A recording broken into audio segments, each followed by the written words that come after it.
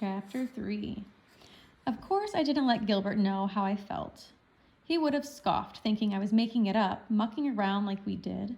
Being scared wasn't something we'd tell each other. As Gilbert said, we were going to be miners like our fathers, and miners go down holes. And those holes were bigger and hundreds of fathoms deeper than that one. Anyway, we still had fun, tearing around the place, finding smaller bits of timber and sucking stones when we got thirsty and couldn't find any water.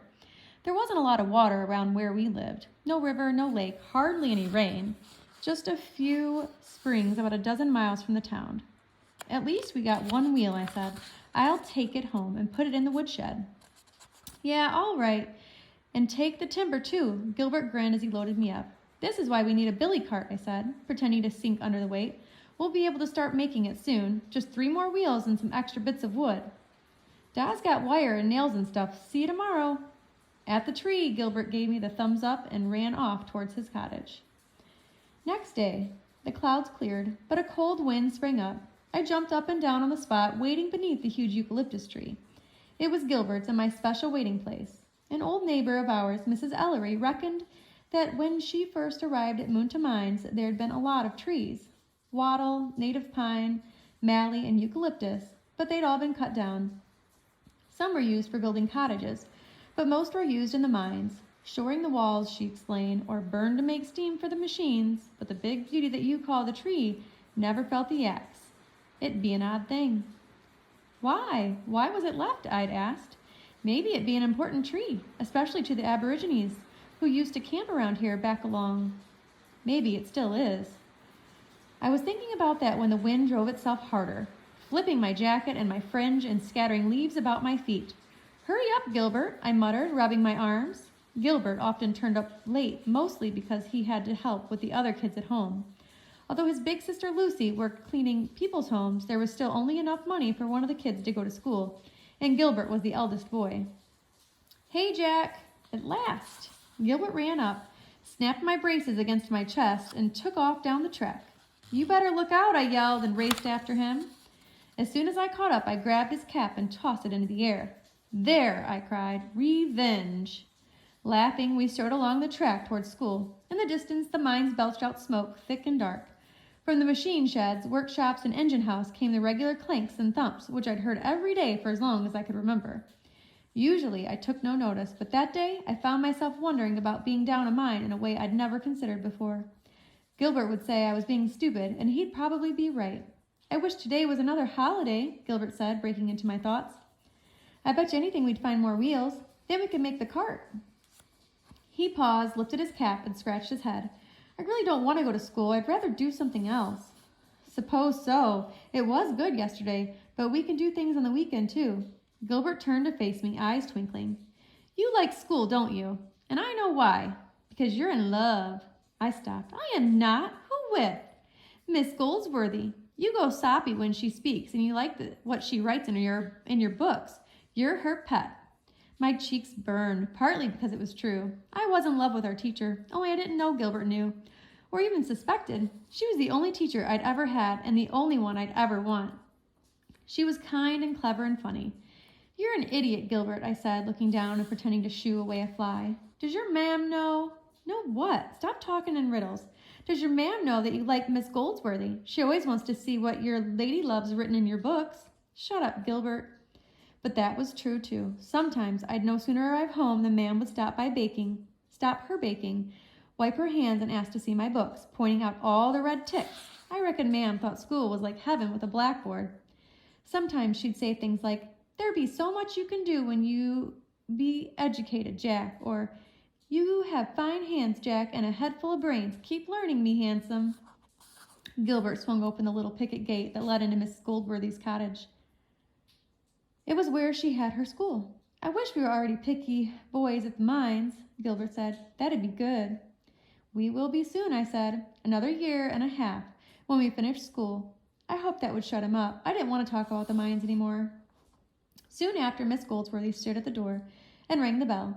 About 30 kids, big and little, followed her down the passage with its rag rug mats and the side table with a large pot covered in mosaic bits of broken crockery. At the end of the passage, we turned left into our classroom and stood by our wooden desks, which were set out in rows. After we'd all said good morning, we sat down and got out our books and pens. The little kids down the front had slates to write on and rags to wipe them clean. Gilbert, Henry, Samuel, Elizabeth, and myself were the oldest, so we sat right at the back in the biggest desks. On the walls were maps, paintings, charts of songs and poems, pictures of animals, and a long ruler with a hole in one end, hanging on a nail. Miss Goldsworthy's desk was at the front. On it were piles of books and pens and a small glass vase, which was usually filled with lavender. There were also little bottles of colored ink. She used the red ink when she wrote comments in books. Gilbert and I shared a desk with a wooden bench seat. That day he fidgeted about as if he had ants in his pants. Instead of writing his spelling words, he fiddled with his pen and blotter and then ducked his head under the desk. I had real trouble carving a love letter for you and Miss Goldsworthy. I shot beneath the desk. You did not. You haven't. Gilbert sat up, grinning. Nah, not yet. You'd better not, I warned, or I'll shove all your marbles down your throat, especially the big ones. With a chuckle, Gilbert jabbed me in the ribs with his elbow. I jabbed him back. Jack and Gilbert, said Miss Goldsworthy, please continue with your work quietly. We exchanged a quick secret grin, then I wiped my pen against the inkwell that sat in a little hole at the top of the desk and went on writing. After lunch, the only sound of the room was Miss Goldsworthy as she read softly to Minnie Luxton. Minnie was a big girl with very wiry hair. She was as old as us, but she couldn't do much except cut out pictures and color in. Sometimes Elizabeth would read to her, and other times Miss Goldsworthy would. The wind still rattled the windows, but when a sharp knock came at the door, I sat up, startled as a rabbit. Gilbert took one look at me and spluttered, "You should see her face." But his mouth dropped when he saw who was following Miss Goldsworthy into the classroom. It was Lucy, his eldest sister. She was more fidgety than Gilbert. Her eyes were red, and she kept rubbing her hands. "Gilbert," said Miss Goldsworthy. Her green dress swished softly as she walked towards him. "Please pack your things and go with your sister." She paused and spoke more quietly, but of course I heard. "There's been an accident at the mine. Your mother wants you at home." It was as if he'd been stung. Gilbert leaped from the desk, pushed his books and pens into the shelf beneath, grabbed his cap and tore out. After that, I didn't know what to do. I tried to get on with my work, but now it was me who seemed to have ants in my pants. My mind buzzed with questions, and I had to stop myself from constantly glancing out the window. Every click of the second hand on the big school clock seemed louder than ever, thumping its message, "You have to stay. You can't find out what's happened yet." By the time we bid Miss Goldsworthy good afternoon, I felt as desperate to get out of that schoolroom as an animal to escape from a cage. "Give the family my best wishes, will you please, Jack?" I nodded. Miss Goldsworthy knew where I was heading. I raced with my cap in hand, thinking of what could have happened. A rock fall? Cave-in? A slip? Mr. Oates was a big man with giant hands and thick fingers. How could anything happen to someone as huge as him? I ran so fast along the tracks that when a pebble flicked into my boot, I ran on the side of my foot rather than stop and shake it out. I kept up this fast, half limp as I tore along the pathways between cottages. The wind had dropped, and usually that was when you noticed the smells of all the goats penned up in people's backyards. The smoke from everyone's chimneys and the stink that comes from so many outside dunnies built close together. But today, wind or no wind, I wasn't aware of anything except the direction to the Oates house. By the time I arrived, I had a stitch so bad I had to lean over, my fist pushed hard against my ribs. When I raised my eyes, I saw that the front door, which always sagged on its hinges, was ajar. From inside came the low sound of voices. "Gilbert?" I called cautiously. "Who is it?" I didn't recognize the voice. "It's me, Jeff Pollock." Suddenly the door was opened and a mob of Gilbert's brothers and sisters appeared. It was obvious by their faces they were in shock. My heart sank. Had their dad died? Gilbert came to the door and pushed the kids to one side, then gestured with his head to come in. He didn't say anything. I didn't know what to expect. The door opened straight into the main room, but with the fading light of a winter's afternoon and no lamps yet lit, it was hard to make out anything clearly. Then I saw a shape on the wooden floor. It was moving. At that moment, Lucy looked up, and I saw that she'd been scrubbing at something dark and red. A terrible smell hung about the room. It was a bit like the stink of our dunny in summer, when thick swarms of flies buzzed around. "Dad's over there," said Gilbert, pulling my elbow, so I turned towards the long wooden couch jammed against one wall. My stomach leaped to my mouth, but I kept it shut so I wouldn't cry out and make a fool of myself. Mr. Oates lay hunched on the couch, his eyes tightly closed. His clothes were ripped and covered in dust, but someone, maybe Lucy, had washed his cut and bruised face. One of his legs was bandaged with torn sheeting, but already dark patches had seeped into the cloth, like countries on a map. Then I saw the other leg. Mrs. Oates, big in the belly, was kneeling, her hands pressing gaping flesh back against the leg bone. The bone itself was a funny angle. I followed Gilbert to the couch and stood awkwardly, hands in my pockets, as he began to wrap more pieces of cloth around the leg. "Can you help?" Gilbert's voice seemed to come from far away. What do I have?" I trailed off, already sickened by what I might be asked to do. I tried to keep from glancing at Mr. Oates as I helped Gilbert with the cloth. At one point, however, Mr. Oates gave a loud groan and our eyes met. The look of gratitude I saw there unnerved me. I gave a quick nod and turned back to what I was doing. "That's that," Gilbert mumbled, once the bandaging was done. "The splints now, Gilbert," said his man. "That's what the men say when they carry your dad home. Nice and tight to keep the legs straight as you can." "I know, ma'am," said Gilbert. "You told me before."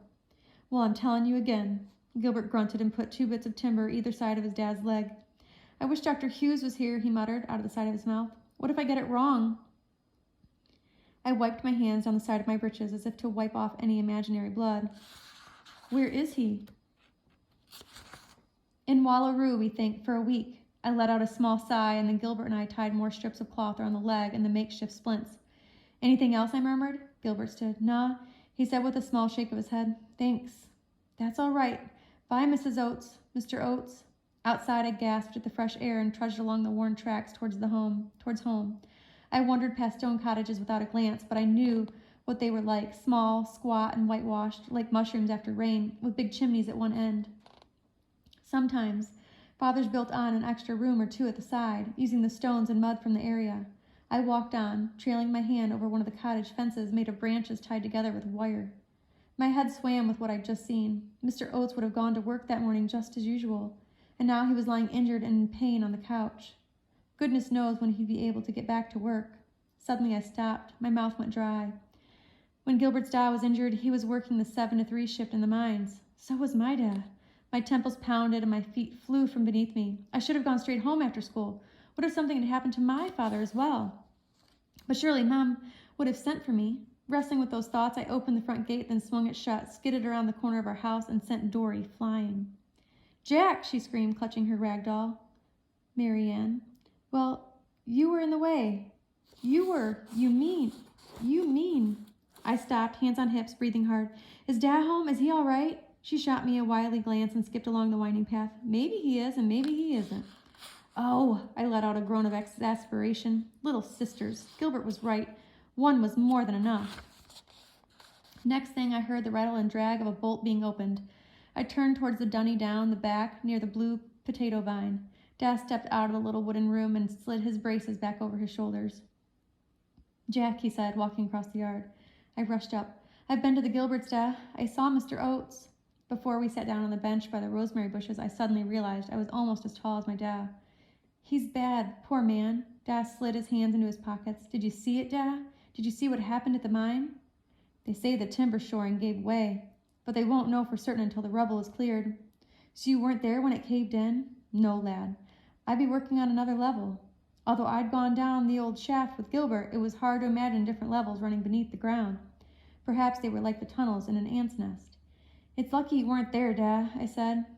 "Mebbe it was luck," he answered, taking the clay pipe from his waistcoat pocket. "But mebbe the knockers had something to do with it." When I was little, Mam and Dad told me stories about the Cornish fairy folk, the mischievous piskies, the terrible Spriggans, and others, but I couldn't remember the knockers. "The knockers live in the mines, Jack, and help keep them safe," Dad said. "But only if you leave them bits of pasty from your crib. Otherwise—" He gave a loud sigh and slow shake of his head. "Otherwise what?" "Cave-ins, other awful things." Hadn't Mr. Oates left enough pasty crumbs to make sure he was protected? I wondered. I stared at my boots. I wasn't sure I believed in the knockers. I left Dad with his thoughts and pipe and went into the kitchen. Ma'am turned and stared at me, one eyebrow slightly raised. "Where have you been, Jack?" "At the Oates." She let her hands rest in the floury mixture in the bowl on the table and shook her head. I heard Jack. "It'd be a terrible business, and poor Mrs. Oates soon with another mouth to feed." I glanced at the mantelpiece above the stove. Set among the candles in their holders a collection of spare yellow fly papers. In the large mantel clock was an old, faded tobacco tin. It was where Mom kept the rest of Dad's wages. Once she'd given him a coin or two for himself. What would happen if Dad couldn't work? Where would we get money to put in the tin? How would we buy food? "What if Mr. Oates can't work, Mom? Doesn't the mining company give out a mangle or something?"